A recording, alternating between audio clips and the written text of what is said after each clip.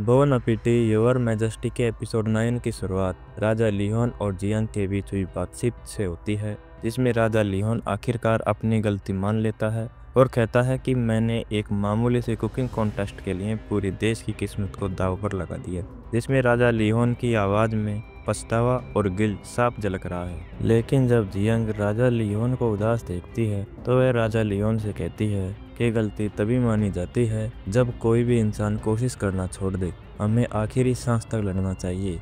जिसके बाद जियांग की इन बातों से राजा लियोन के दिल में एक नई आशा और उम्मीद भर दी। फिर शुरू होता है कुकिंग कंपटीशन का तीसरा राउंड। इस बार जियांग तय करती है कि वह ब्लैक चिकन जिनसेन सूप यानी ओगंग बनाएगी, लेकिन इसमें सबसे बड़ी समस्या है उसका प्रेशर कुकर, जिसका ढक्कन पिछले हमले में टूट चुका था, जिसकी मरम्मत करने का वादा योंग चानसिन ने किया था। हालांकि वह अभी तक लौटा ही नहीं, जिससे जियांग की टीम घबरा गई। लेकिन तभी जियांग मुस्कुराकर कहती है कि अगर ढक्कन नहीं आया हम प्लान बी पर काम करेंगे। वहीं दूसरी ओर मोकजू गुप्त रूप से प्रिंस जेसन से मिलती है और दोनों षड्यंत्र रचते हैं कि कैसे जियांग को चीफ रॉयल कुक बनने से रोका जाए, जिससे उनका रास्ता बिल्कुल साफ हो जाए। जिसके कुछ देर बाद मोकजू का सामना जियांग से होता है, जो सबके सामने अचानक जियांग को थप्पड़ मार देती है, जिससे जियांग हैरान हो गई। हालांकि जियांग ने अपना गुस्सा दबा लिया।